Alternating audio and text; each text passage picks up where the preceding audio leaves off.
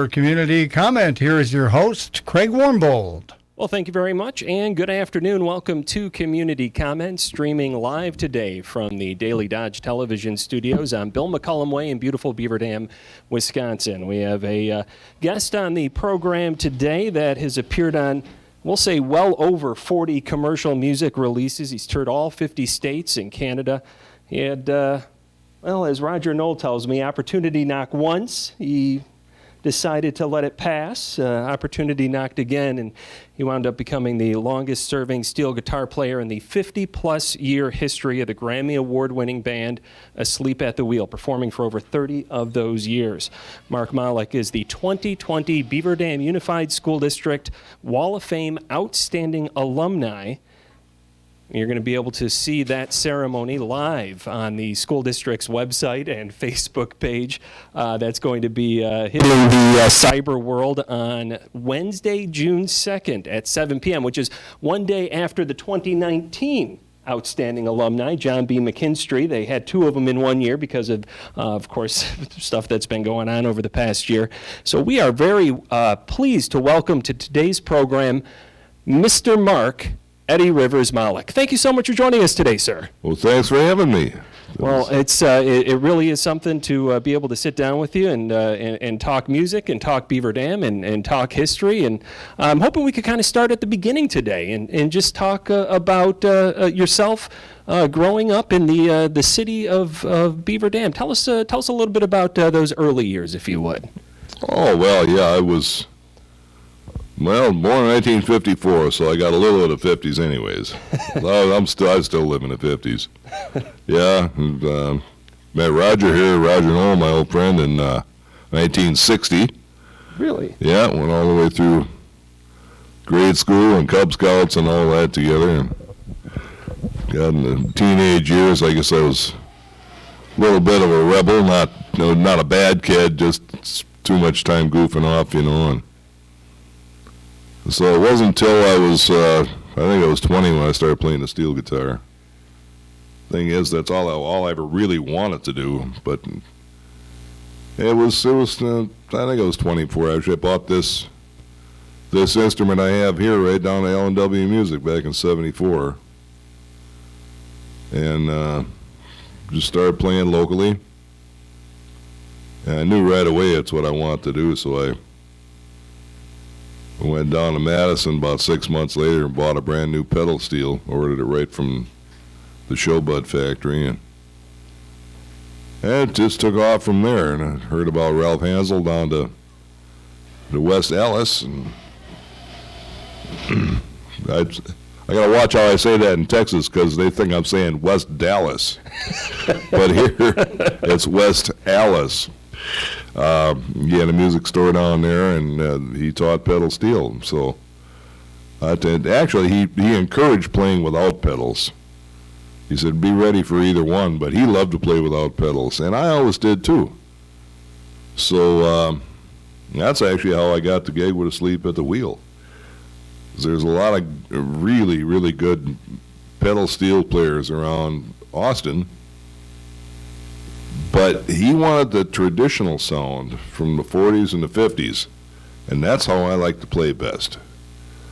The sound, the old Fender non-pedal sound from the 40s and the 50s, and that's my favorite way to play to this day.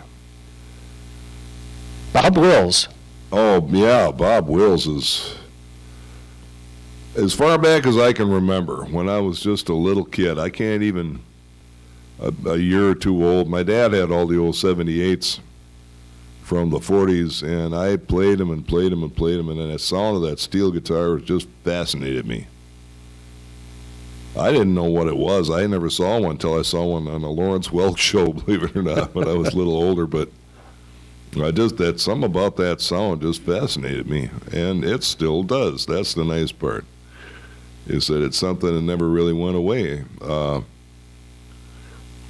But yeah, Bob Wills, he's the father of Western Swing. Between him and Milton Brown, Milton died very young, like in the 30s. Bob was the real king of Western Swing from the middle 30s until, well, He died in 75.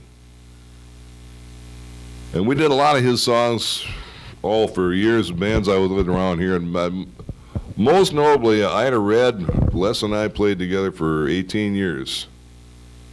And after that, was at the Western Box Turtles from Milwaukee. And about half our repertoire in the Box Turtles was Bob Wills songs. And it's what Danny told me when I first met him. I said, "You can't be serious. And you get work?" He said, "Yeah, we're doing fine around Milwaukee. Mostly in Irish pubs and stuff like that. But had a lot of fun down there, I'll tell you, in the old days in Milwaukee. I don't like that anymore, but yeah, the Western Box Turtles with a lot of Bob Wills. And we did a lot, too, in Asleep at the Wheel. That last album we made, Still the King, is another, like their third edition of Bob Wills tribute albums. I think it's the best. It gets a lot of good stuff on it, a lot of good musicians and guest artists. Give me an opportunity to play with people like George Strait and Lyle Lovett. It was a hoot, as they say. So you hear the sound of a pedal steel, laps, whatever, the steel guitar, the swinging sound.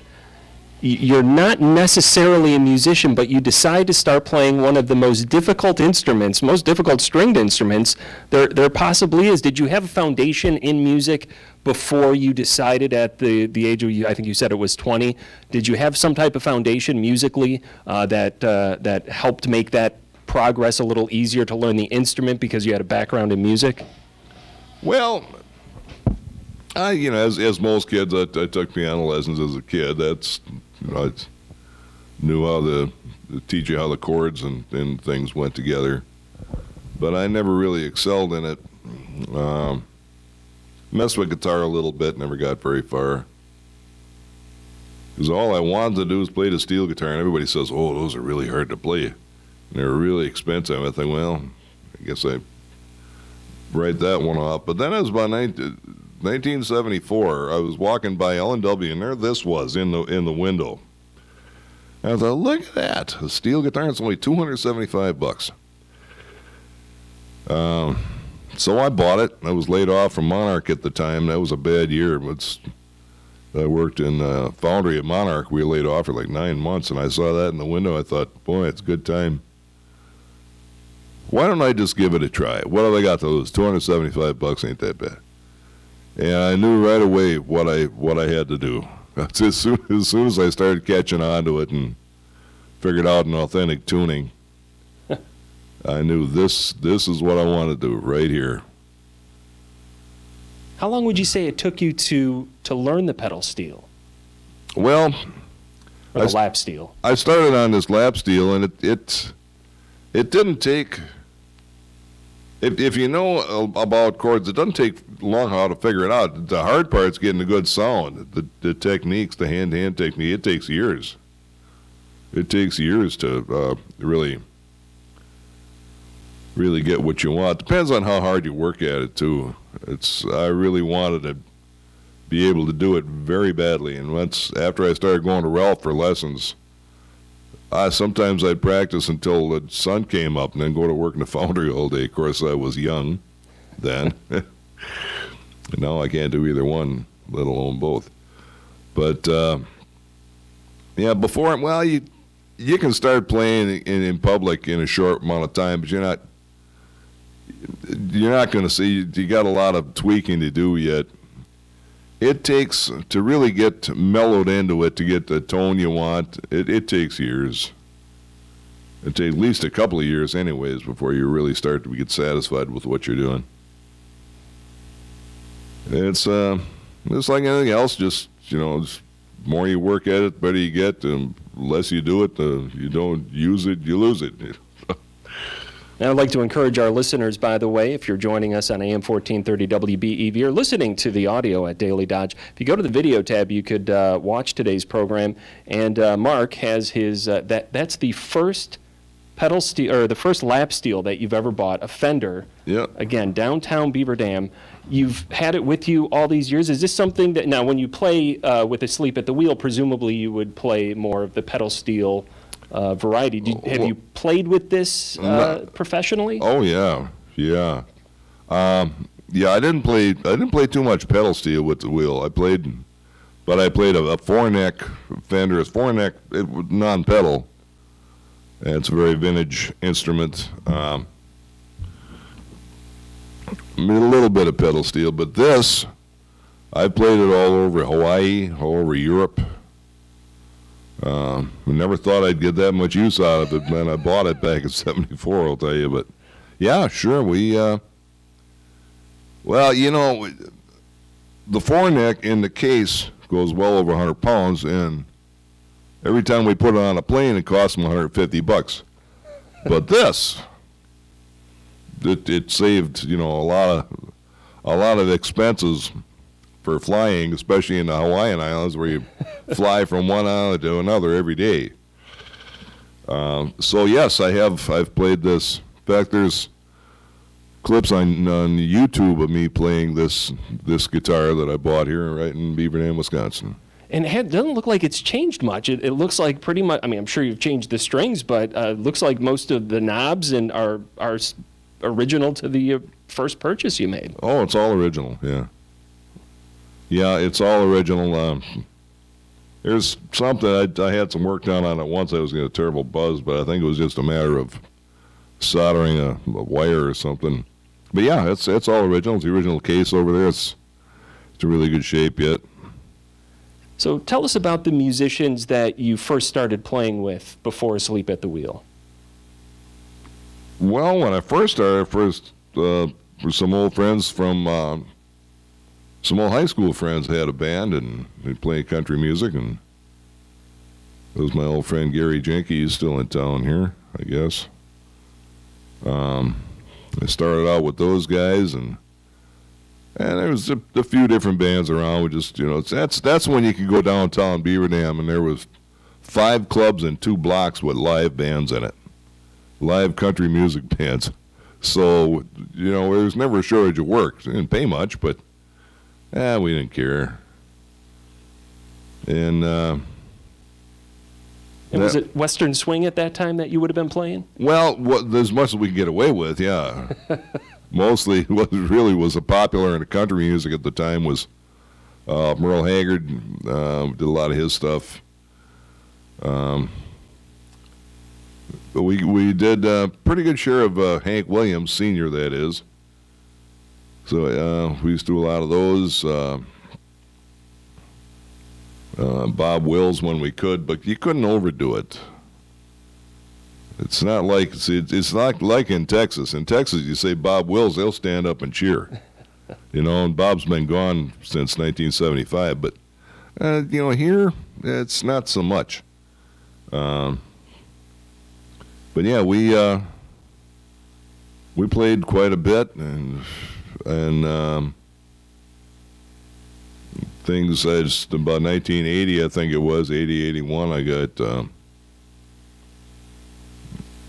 it started in a band called Ida Red. It was around for a long time. It's probably the longest. Les and I, it was 18 years, and I enjoyed every bit of it.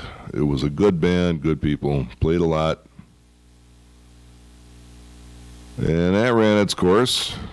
Then just happened to run into Western Box Turtles from Milwaukee.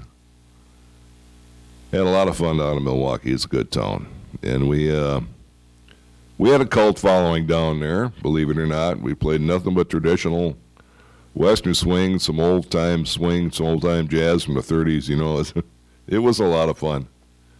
I thoroughly enjoyed it.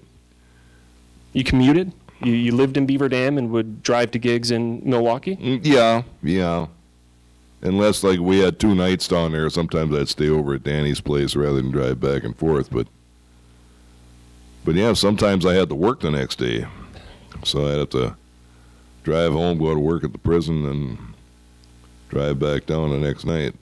So there's a lot of chasing. Like I say, I was younger then, so it didn't hurt too bad. So you worked at Monarch, and you worked in the Department of Corrections. Yeah, yeah. Is that safe to say that those are the two main jobs that you had prior to touring with Asleep at the Wheel? Pretty much. I went to Monarch almost right out of high school. I was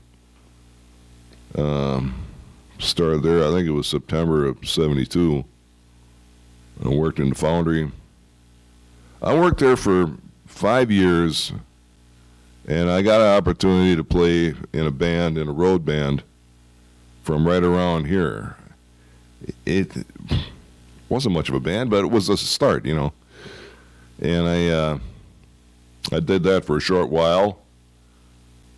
Then I got married, and I went back to the foundry. So all in all, it was 13 years. I was one of the last dogs hung. Worked at Monarch until they shut the doors. Is that right? And that would have been Monarch, where Rechex is now over. Right. That's where yeah. it was located. Yep. What year would that have been? 85. 85. Yeah. And then you went to the Department of Corrections. I started there in 86. That's right. I found a job in a place over Waupun it was another foundry, but it didn't last very long. But yeah, I hired in 86 in Department of Corrections. Worked there until 04. Took early retirement and took off with Asleep at the Wheel. When did you first meet Ray Benson? I first met him in 86. They were playing out at Cross Plains, believe it or not, Cross Plains, Wisconsin,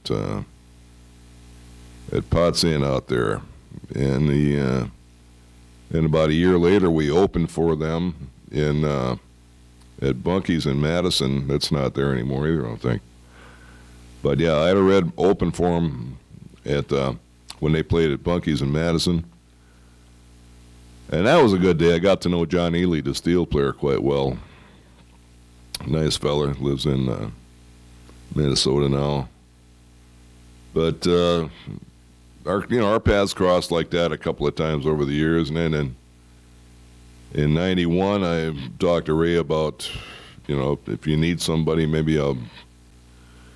But I decided, it's an awful lot of time away from home, and I had kids growing up at the time, so I never did follow that up. So you kind of you were just chatting with Ray about, and you threw out the idea, like, yeah, that's something I could do with Asleep at the Wheel.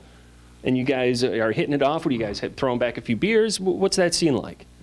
Well, I heard of them. They were in Waterloo, and I talked to John. He said, "Hey, I'm leaving the band." I said, "Really?" So it was shortly after that they were in Waukesha. That's what they tried to do, get a certain amount of work in a certain area. And I talked to Ray down there and got him a tape of Ida Red, and he was interested. But after discussing it with my wife, we thought, yeah, it's awful long, a lot of time away from home, so we decided to pass. But to see, the postman rang twice. That was 2004. Yeah, the first time was in 90 or 91, and I didn't follow it up. But in 2004, the kids are grown and on their own and make more money than I am. So all three of my kids make more than I do. So I thought, it was probably my last chance. I was just about to turn 50. And a girlfriend I had at the time, who we were talking about getting married,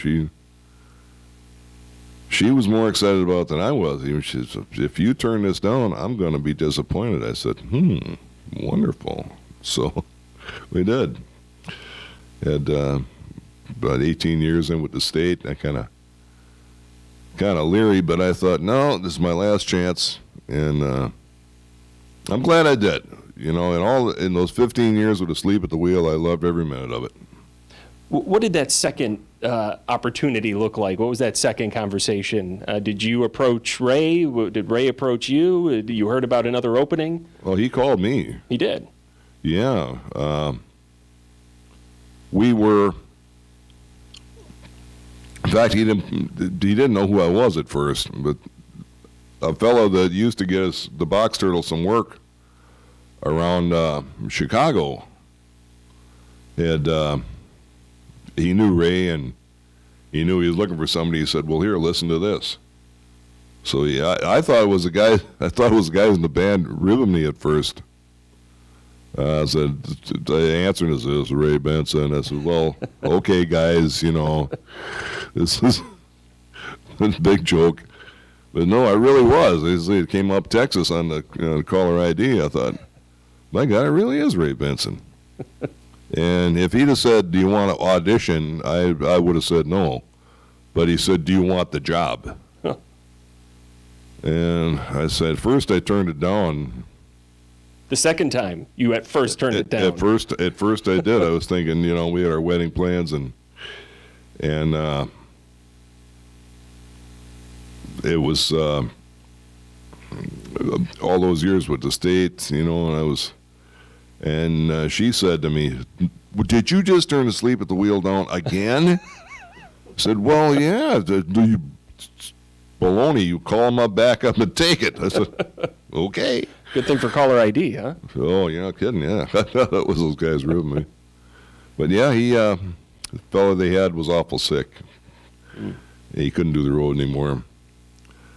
So he hired me over the phone. And everything fell together right from my first night with him.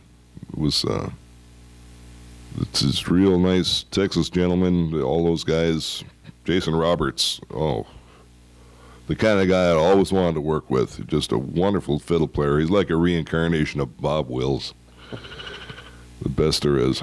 So So how long after you agreed the second time, after a second time saying no, how long between that agreement and you playing a gig with him? about a month. About a month. So did you just leave Beaver Dam and move to Texas? Did you commute? Like, what was the plan there? I had to go. I had to be there. I had to be there on stage June 15th, 2004. And he called me about the middle of May. But she took care of things down around. I got to put the house up for sale and tried to get things in order best I could. And she took care of a lot of things around home that I wouldn't have been able to do. So I met those fellas in Buffalo, and I was at the first tour we did came right through Wisconsin. No kidding. Believe it or not, we did Summerfest, and that was the only time we did Summerfest. I don't know why it is. They were there every year until I joined a band, and all of a sudden did it once, and that was it. Did you rehearse with them beforehand, or did you just go right out on stage? Just went right on stage. Really? Yeah. And do you know the set list going in? You're able to play basically anything at any time as a musician? You could just fall right in with what other people are playing? Mm-hmm. Yeah. So you just got out there. Yeah. See, I was lucky because a lot of the band I had read I was talking about before, we used to do like 15 of their songs. Okay. So I already knew the arrangements. They had sent me a CD to study what they're doing now, and everything just fell right in. Uh-huh. And the fellas on the bandstand will tell me what he wants, and the guys in the band were real helpful, and it just all fell right together. How'd you know when to solo? Oh, he'll look at you, or Jason stood right next to me. He'd have told me, okay, take the next one. Just seamless. Yeah, it comes off that way, yeah. Wow. Mark Malak, Eddie Rivers, started in 2004 with Asleep at the Wheel, Grammy Award-winning band, being inducted into the Beaver Dam School District's Wall of Fame, the 2020 Outstanding Alumni. You'll be able to see the ceremony next Wednesday, June 2nd. It'll be on the school district's website and Facebook page. We've got a bunch of more questions for Mark Malak, and we've also got that first Fender lap steel that he bought in downtown Beaver Dam, 1970. Would you say 74? I think it was 74. 74 or 75. We might get him to play a little bit before all is said and done. There's rumors he might play the Barn Show theme there. Maybe. We'll see if we can't squeeze something out of them before all is said and done. 920-885-4446 is the phone number. We're having some technical difficulties being able to hear callers. So if you've got a question, feel free to relay that to our producer, John Kraft, and he'll do his best to legibly write down those questions, and we will certainly try to get to those for you. We do have to take a break here, though. Our guest, Mark Malak, a.k.a. Eddie Rivers, back here in just a few minutes.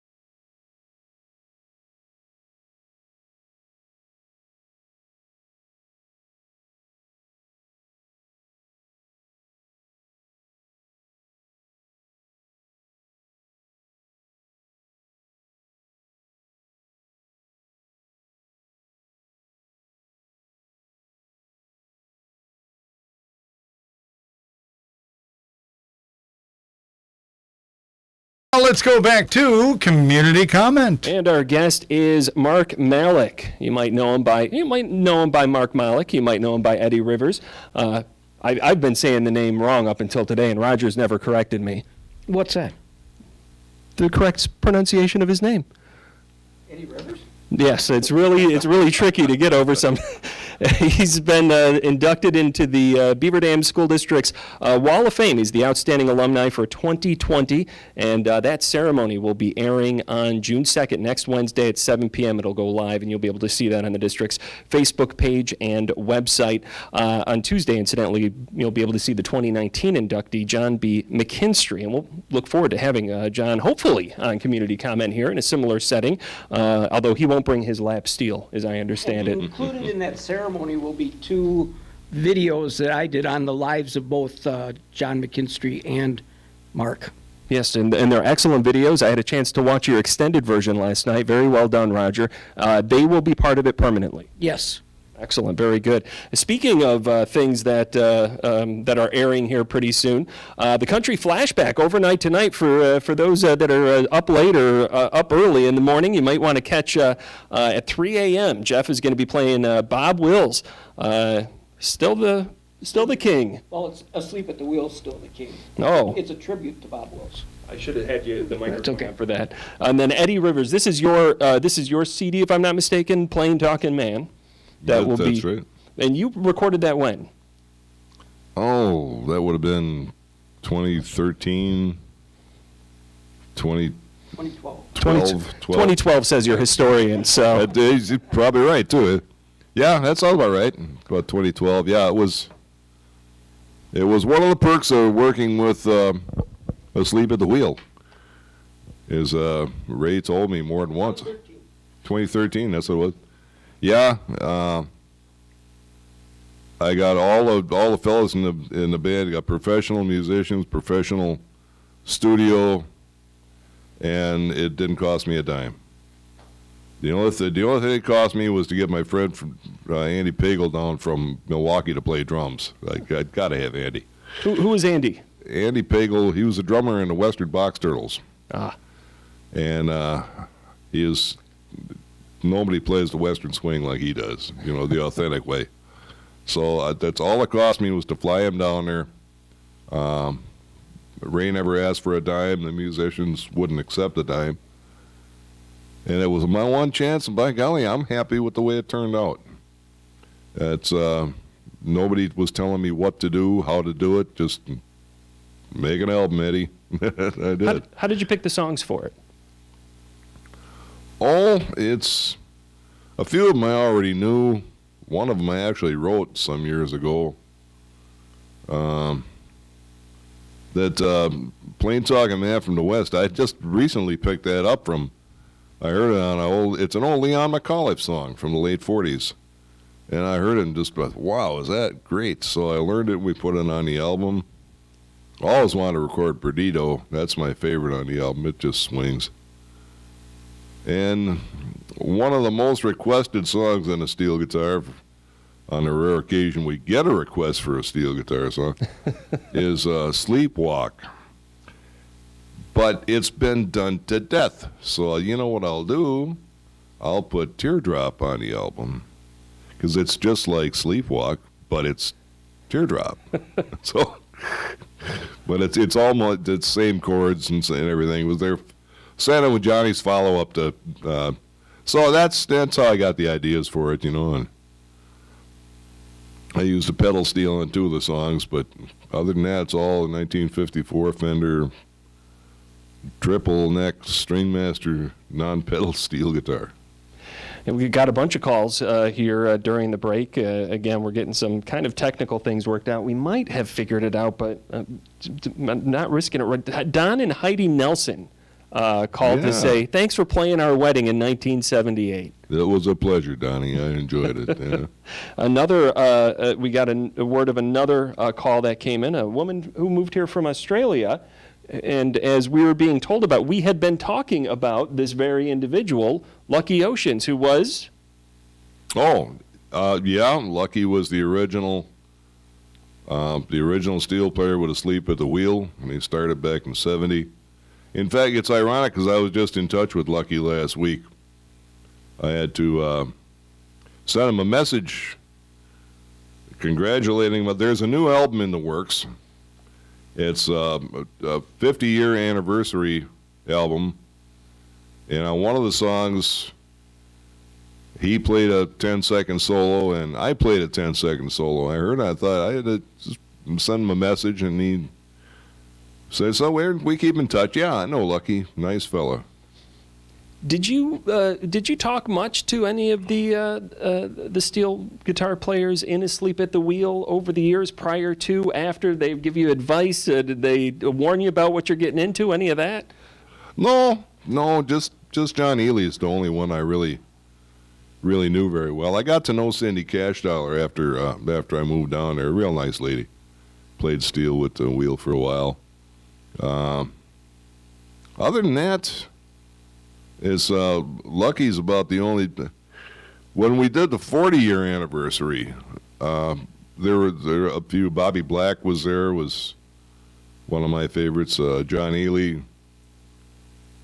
But no, it's when I stepped into the band, the other fellas in the band told me what to expect and what Ray was going to want. So it was a pretty smooth transition. So this move in your life, this career change in 2004, this gave you an opportunity to play with a number of musicians that some of them are superstars that everybody knows. Some of them were personal heroes of yours. Tell us about some of the musicians that you got to play with that inspired you, and what were you thinking when you're on the stage with them? Well, with the Wheel, I got a chance to play a few shows with Johnny Gimbel, one of the greats. Played with Bob Wills in '49, I think. My favorite steel player, Herb Remington. I was lucky enough to get to know him. He lived in Houston. Herb's gone now, but we did I actually did a song with him, but I kind of just laid back. You know, when the King's on the stage, you give him room. So I just kind of laid back and watched him chord along with him. But yeah, I've been on stage with him. I've had a chance to, been on stage with George Strait. He's like royalty around Texas. Playing with him is a real treat. Lyle Lovett, nicest guy. Just anybody of the big shots like him who remembers your name, from one time to the next, that's a nice fella, because most of them don't. Willie Nelson too, very, very nice man. You don't get a chance to talk to him too much because there's always crowds around him, but yeah, we had. You didn't get lost on his bus, did you? I never was on his bus. Ray would go on his bus sometimes. I've never been on it. From what I understand, it's pretty easy to get lost on there. We did get a question from a caller here during the break asking if you'd tell stories about playing with Willie, Ray Price, Merle Haggard. I mean, some big names that you've played with over the years. Well, that Last of the Breed tour was a real high point for me. It was 15 shows in 15 days, coast to coast and halfway back again. We went from, started out in California, worked our way over to the Radio City Music Hall, and the second to last night was at the Riverside in Milwaukee. And the last night was in Illinois. That's where they videotaped it. And it was intense, but there again, I just loved every minute of it. I got a chance to play both non-pedal and pedal steel for that. And playing on stage with these people, Ray Price, I've always been a tremendous fan of Ray Price. Any real country music fan is. But and he had his own band there, but there was one point where all three of them came out at the same time. And that was a really fun part for me.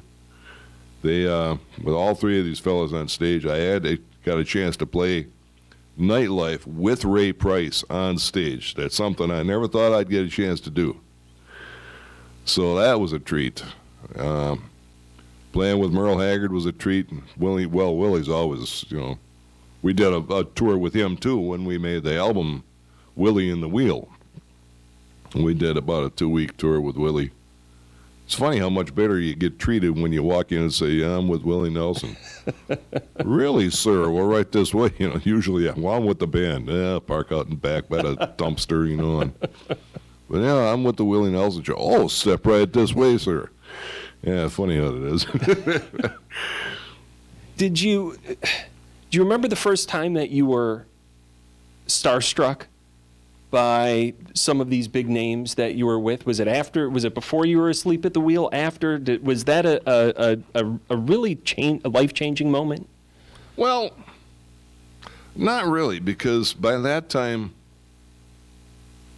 I remember being more starstruck. The only time I remember being really starstruck was we were in the studio recording for the last of the Bob Wills, Still the King. We were recording South of the Border, and I'm looking up in the booth there, and there's George Strait singing, and I thought, wait a minute, I'm in a studio with George Strait, and he was always. So I got to admit that I was a little bit starstruck there. But where I was more starstruck was when I met a guy that I'd never played with. He was on the stage next to us because I got a chance to meet and talk with Duane Eddy. Oh. He's another one that is like royalty to me. I can't remember when I wasn't a fan of Duane Eddy. Nice fella. Took his time and talked to me. James Taylor was another one. I was a little starstruck. But those are really about the only times. You play with any of the Texas Playboys. They're good old boys. I mean, they're not. They're just nice, down to earth fellows who love that music just like I do. What was it like to make that turn in life, going from kind of being a weekend warrior, playing music on the weekends with great bands, having a great time doing it, but then finding yourself on the road, coast to coast, other countries? It was quite a culture shock, that's for sure. It's a whole different world. It took a little time to get used to the fact that, yeah, that's right, this isn't a club gig, and the professional world is completely different. You have to have a whole different attitude about things. But there again, I got enough help from the guys in the band when I started, and he told me just what he's going to, because at first, I laid back purposely. You're better off laying back than you are charging through things where you don't belong. And all the fellas in the band told me, cut loose, that's what he wants you to do. I said, okay. Good thing, things like that where they fill you in on just what he's going to want and how he's going to react. Ray Benson. Yeah. Well, tell us about your relationship with Ray Benson. I like the guy. I don't know. I'll never say anything bad about Ray Benson. He always shot straight with me. Funny guy. Just got a sense of humor that's way out there. But yeah, I really like Ray personally. When I left the band, we all parted friends. Well, I retired. I didn't quit. I retired is what I did. I couldn't take the road anymore. That's what ironic, too. We were talking about it earlier, me and Raj, was when he hired me, Ray hired me in 2004, he said, I got a good 10 years of this left in me. Now, here 15 years later, I'm burned out. and Ray, he's raring to go yet. Tell us about the road. Well, it isn't the constant party everybody thinks it is. It can get a little grueling sometimes, and we had good accommodations compared to a lot of the guys. We had a good touring bus that we would tour in. We got rooms. We had to share a room with somebody, but that's no big deal. Roadies handling the equipment. I didn't have to do anything. All I had to do was tune the guitar. And if I'd asked Bernie to do that, he'd probably done that for me too. But that's something you like to do yourself. But sure, I'd show up at the gig. All my stuff would be set up, and I didn't have to haul around any cases or anything, and I didn't even have to set it up or tear it down. The fellas took care of everything. A little bit different than playing on the weekends, huh? Oh boy, is it ever! No, I'm back on. I don't play much these days, but when I do, I gotta schlep that stuff around myself, and boy, I tell you, it's getting too old for that too. So, but I can handle it a couple of times a month. Yeah, when are you playing next? Oh boy, next gig I got's not till June 11th. That's down at a club in Janesville. I might be playing here in the park in July 21st. No kidding. With what lineup? Well, I didn't know what to call it, so I just said, well, just read the Eddie Rivers Quartet, we call it. It's essentially the rhythm section from the Western Box Turtles. We got Mark Hembry and Doghouse bass, and Andy Pagel and drums, and Beezer Ferguson playing guitar from Fond du Lac. He's played with Radio Flyer over the years. It's a lot of good stuff. So they're all ace musicians. I'm looking forward to it. Let's hope the weather cooperates. We'll have a real nice evening of music in the park. But yeah, we got that. I got a few things farther down in Janesville, Beloit area. There's a fella down there who gets some work sometimes. But I don't know, I've been turning down more than anything, because 15 years of constant playing. I loved it, but you get a little burned out. So I understand Asleep at the Wheel is going to be coming through Wisconsin here late in the year. Might we see a special Eddie Rivers sit-in, possibly? Entirely possible. I talked to Sam a couple of weeks ago, and he said they were going to want me to. There's nothing written in stone yet. But he said they're going to want me to be the guest, because it's the 50-year anniversary. Kind of got quashed by the COVID thing. The 50 years was last year, so what they're doing is getting some alumni from the band to come out and sit in for a guest for the evening. So hopefully we'll be doing that. That'll be at the Stoughton Opera House in December. Excellent. Very good. In the meantime, the Eddie Rivers Quartet. Next up, Swan Park this summer, part of the summer concert series with the City of Beaver Dam Community Activities and Services Department. A question from a listener was, how did you come up with the name Eddie Rivers? Question from me is, why? Why a stage name? Well, that was made clear to me when I was a very young man that, Mark Malak is my name. It's a good name. It's a good name for a foundry guy or a prison guard, but it doesn't work on stage, and I thought, and I can't remember who, a fellow down in Milwaukee made that clear to me once. I thought, you know what, he's right. So I started thinking, the coolest guys I could think of. The first guy that came to mind, Eddie Cochran. How cool can you get? Eddie Cochran, one of the real rock and rollers of the 50s. And I started thinking, you know what? Any place there's a cool guys congregate, there's always at least one Eddie there. I always wanted to be an Eddie. All right, there we go, Eddie. And then I've always been, anybody who knows me knows I've always been a tremendous fan of Elvis Presley. Still am. And in his second movie, his name was Deke Rivers. So I thought, well, it's Deke Rivers. It's a pretty cool name. So, hey, wait a minute. Eddie Rivers. Why not? That was 40-some years ago, and I kind of got hung with it then. A lot of people don't even know my real name around Texas. Tell us how the circumstances come together that you find yourself performing an Elvis Presley song with Asleep at the Wheel. I'm really not sure how that came about. I might have mentioned, because when I was a lot younger, I used to sing some of his songs.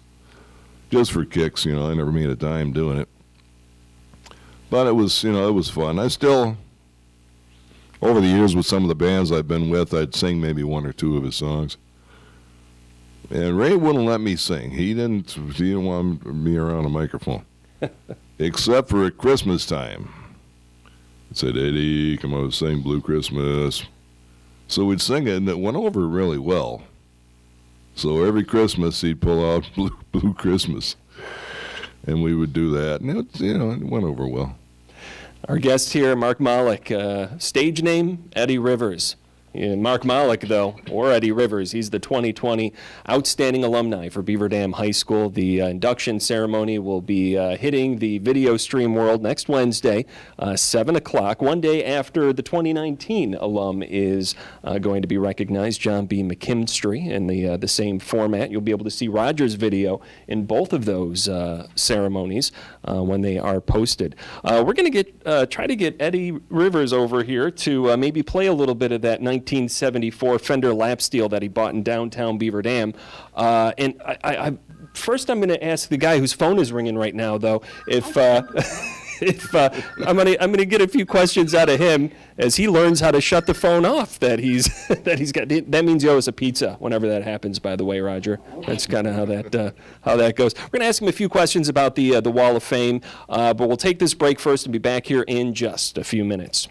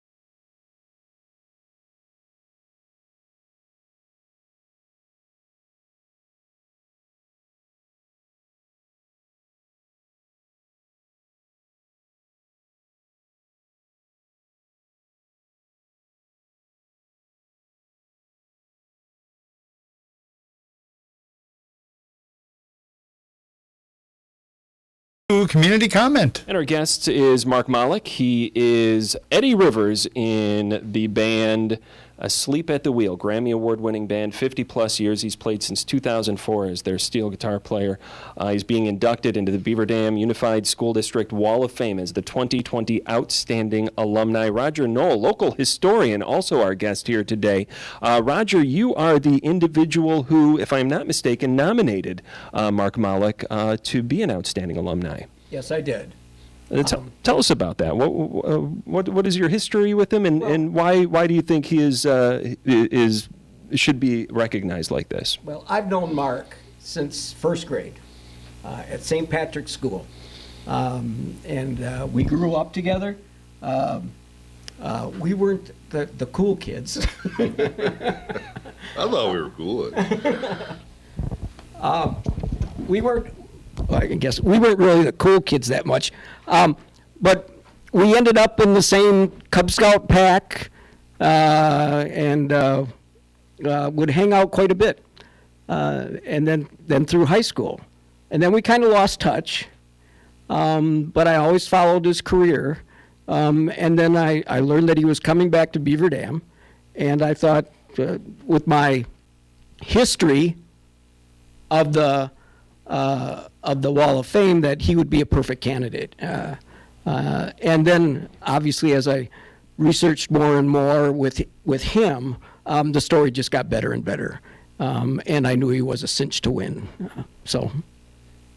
So tell us a little bit about, you've been involved with the Wall of Fame in one degree or another since the beginning. Give us a little history of that, if you would, and if you could maybe speak on behalf of the Wall of Fame committee. Tell our listeners how they could nominate somebody in the future. Yeah, well, I can't speak on behalf of the Wall of Fame committee because I'm not on it. But yeah, I actually was the one who first broached the idea of having a Wall of Fame. I took it to, I think it Dr. Fitzpatrick at the time, and the first person that was nominated by me and that we put up was Fred McMurray.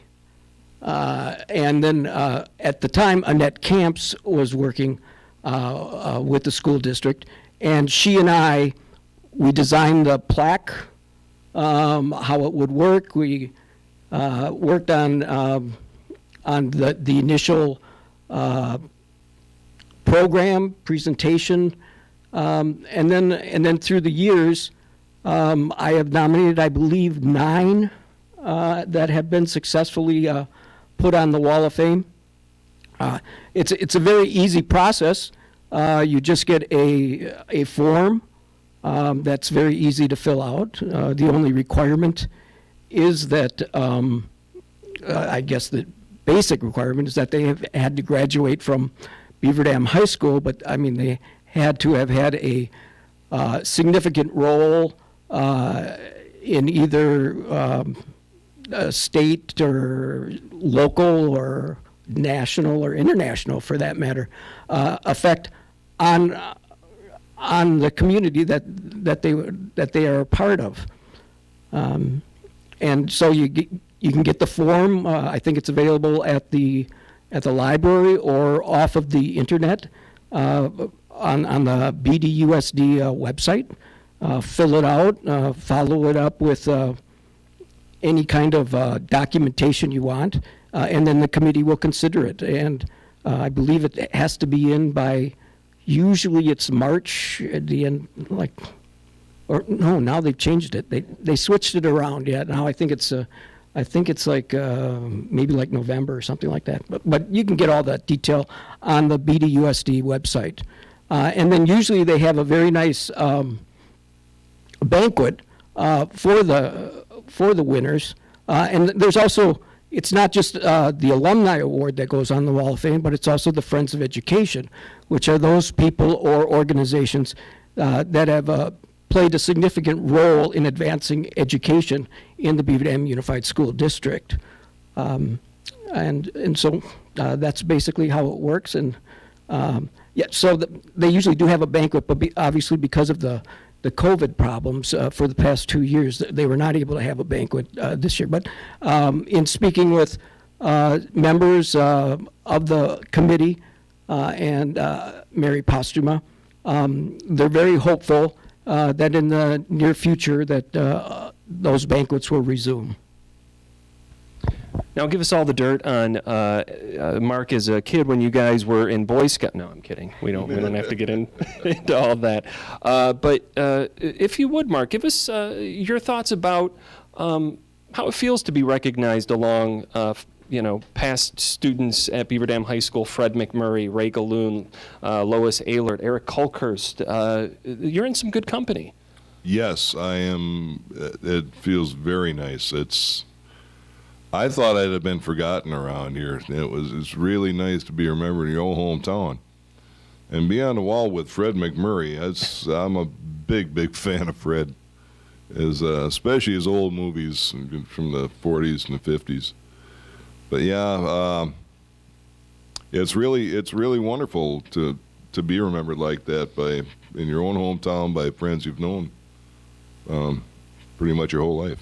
What's your message to those kids at the Beaver Dam High School today who are about to make their own marks on the world?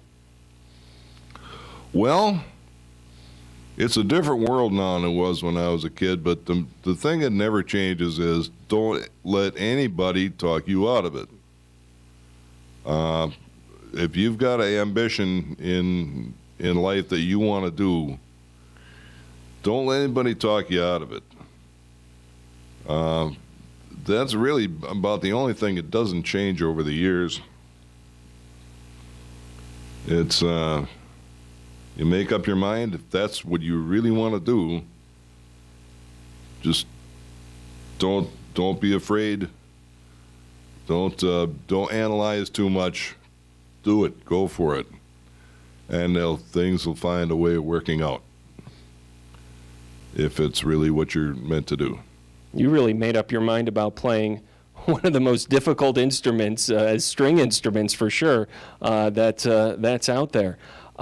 Give us. I think one of the really amazing things is, and something to look up to is that, he did this all at the age of 50. So don't give up on your dream, because it's there. Absolutely. Don't give up. Don't let anybody talk you out of it.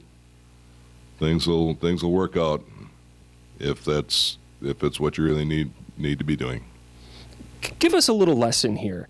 You're playing the steel guitar. Mm-hmm. You've got a lap steel. We've used terms like pedal steel for the lay people out there that aren't familiar with these instruments that we're talking about. Could you give us just kind of a nickel rundown for the civilians of what a pedal steel is, how that differs from a lap steel and a regular guitar maybe? Well, a steel guitar is played with this bar. Your fingers never touch, the strings don't touch the frets.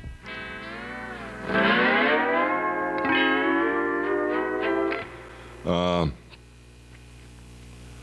a pedal steel, you've got pedals that'll pull and loosen certain strings to change the chord. On non-pedal steel, you don't. Like in a lap, that's what I played with asleep at the wheel, was without pedals. That's the sound he wanted. That's what they had pre-1950s. And, a lot of guys through the 50s still played them too, but after that, it all pretty much went to pedal steel. But yeah, pedal steel is what you hear. Well, to this day, if you hear a steel guitar at all, which is rare anymore, it's a pedal steel. Because that's where most of the work is. I do play pedal steel, but this is my favorite way to play. It's the old non-pedal Fender. What is Western swing? Western swing, it was kind of evolved in the 30s. It was the swing music of the day played on Western instruments. Bob Wills, Cliff Bruner, Milton Brown, fellas like that, but especially Bob Wills. He was a real innovator back in the middle 30s. It's the swing music was popular, and they just played it on Western instruments, and fiddles, steel guitars. And it soon came into a genre of its own. Like if you'd have gone to a dance that Bob was playing in, say, the late 30s, you might have heard songs like In the Mood, you know, or the swing standards of the day, because it's but played on Western instruments, it becomes Western swing music. So, and that it thrived until rock and roll came along. In about 1954, that was pretty much the end of Western swing as we knew it. But yeah, once rock and roll hit in the middle 50s, and country music suffered, and Western swing all but vanished. But there was, you know, came back in 1970. Asleep at the Wheel brought it back, and there's still, you know, every place we went with the Wheel, we always usually have sellout crowds or close to it. When were you first introduced to Asleep at the Wheel? And what were your thoughts on them? I think it was 1974. My brother came home, said, "You got to hear this album." It was an album called Wheelin' and Dealin'. He said, I just picked this album up. I heard of this band. It's Asleep at the Wheel. And I thought, never heard of it. I listened to it, and that's Western swing. It's real Western swing. And it's a new band. They didn't look like cowboys. They looked like more from the hippie type thing. But boy, Floyd Domino on piano, Lucky Oceans on steel.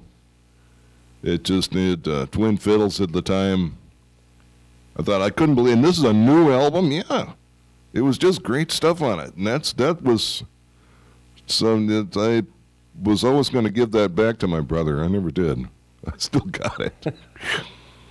So 1974 is about the first time you hear them. It's about the 74, 75 is when you go to downtown Beaver Dam, get this Fender lap steel. Yeah, it was about the same time. Do you remember what you first started playing, what you first mastered on this very device here? Do you remember a riff or a progression or something like that? Well, I didn't know how to tune it, and nobody around here knew how to tune it. Nobody knew anything about it. So my knowledge of the piano is I tuned it to a 6 chord because that's what was steel guitar rag. There's this.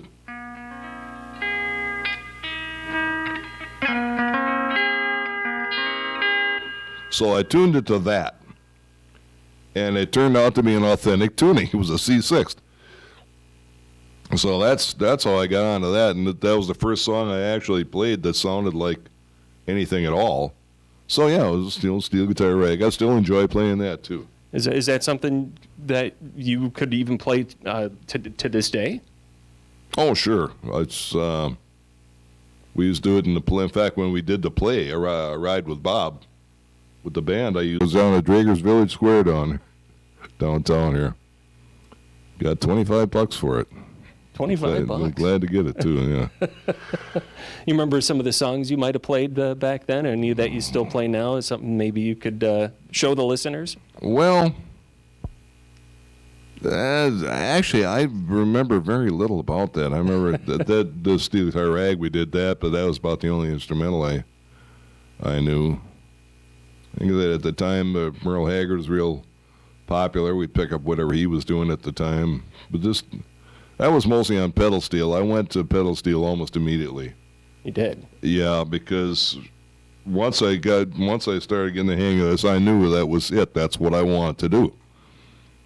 So I figured if I'm ever going to get anywhere, you got to play pedal steel. So I went down to Madison looking for one, and I found a place that dealt with them. I ordered a brand new Showbud from the factory, and boy, was that it was a whole different animal, that's for sure. I believe it. Mark Malak here, our guest on WBEV's Community Comment. Reminder to our listeners on terrestrial radio and maybe listening over Daily Dodge, go to the video tab and you can watch today's program live or watch it back here as we wrap things up. One of the things that all of our listeners have heard on the Barn Show over the years in those final minutes is you playing Uncle Bill out with a special song ears. What is that? That's Tennessee Rags? What is that? Oh, that's the Texas Playboy rag. Texas Playboy rag. Is that something you think you might be able to treat us to here this evening, this afternoon? Maybe a bit of a piece of it. This is from my my album, Plain Talking Man's old Noel Boggs tunes, the Texas Playboy rag.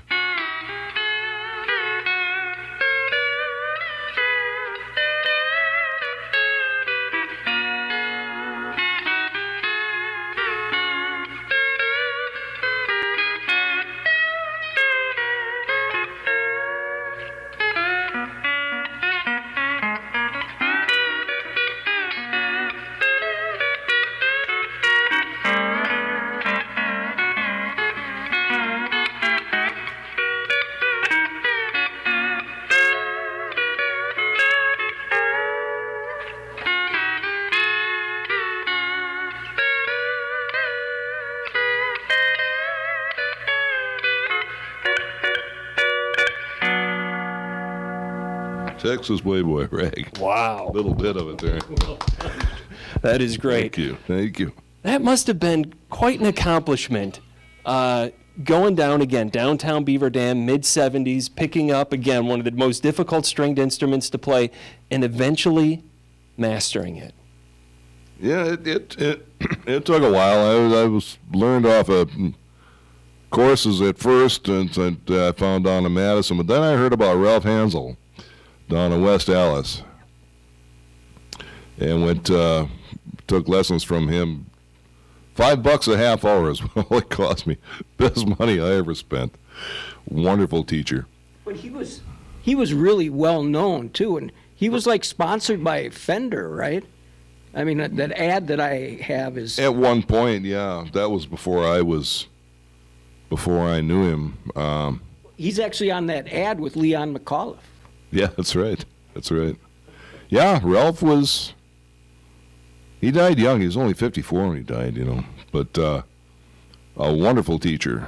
Sometimes we'd get done with the lesson, and if he didn't we did it right at his house. And if he didn't have anything going, sometimes he'd just sit and play. And I'd watch him for a half hour or better. He'd just sit and play. I'd just watch his hands. And just a really nice class gentleman, Ralph Hansel.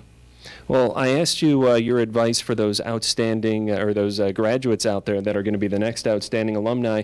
How about your advice to those musicians, those budding musicians that are maybe just picking up their own pedal steel or whatever instrument it might be for the first time? What advice do you have for them?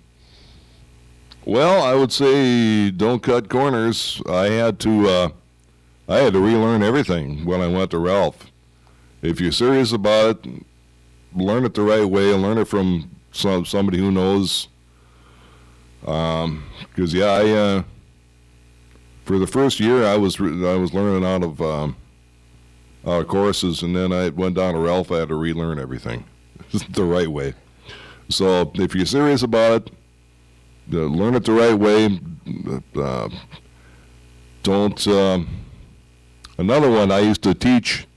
And about 8 out of 10 people I was trying to teach would come up with, I didn't have much time to practice last week. Well, that doesn't fly. You got to practice. You got to do it. You know, you can't just read the book and then right away you're a musician. You got to work at it. So that's I'd say the two most important things. But you know, don't scrimp on the practice. You really got to work at it, and then you'll come through just fine. Learn it the right way, right from the start, from somebody who knows what they're doing. You may have to stay up all night right before your shift at the Monarch Range Company to be able to really nail it. I used to do that too for years.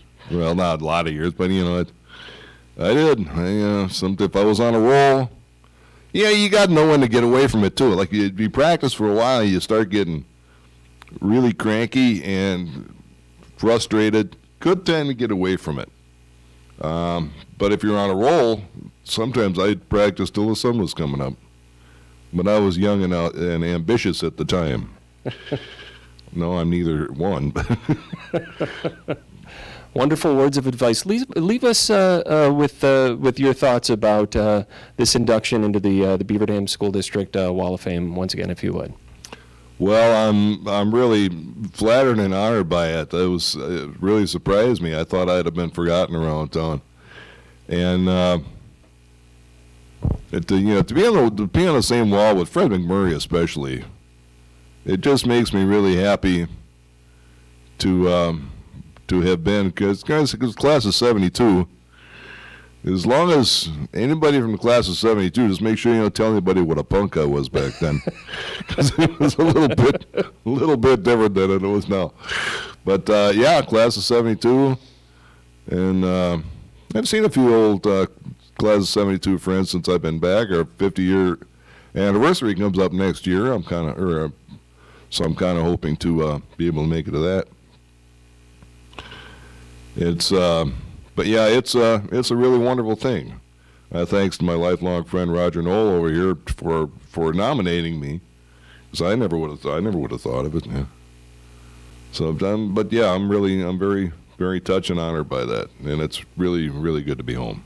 And you can watch, and it's really good to have you here. Thank you very much, Mark. We appreciate that. You can watch that 2020 ceremony. It's going to be hitting the world of streaming on June 2nd at 7 p.m. You can go to the Beaver Dam Unified School District website or to their Facebook page. That's one day after the 2019 Outstanding Alumni, John B. McKinstry, who we hope to get here in a similar fashion here in the future. And you could see videos of both of those individuals that our friend Roger Knoll, who also joined us today, has put together.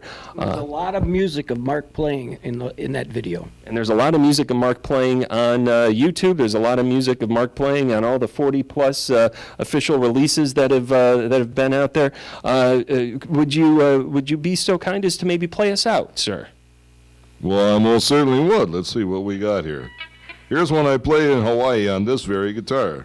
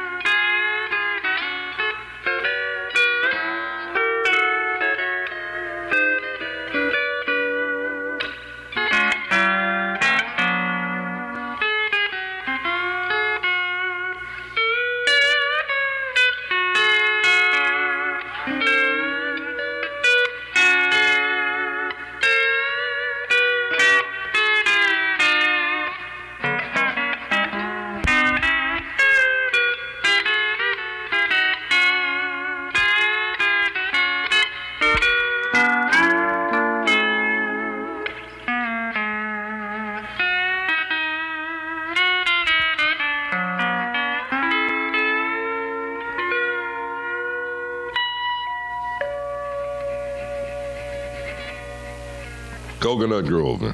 Mark, Eddie Rivers, Malak, thank you once again so much. Thanks for Roger having me. Knoll, wonderful having you today. That's going to do it for Community Comment.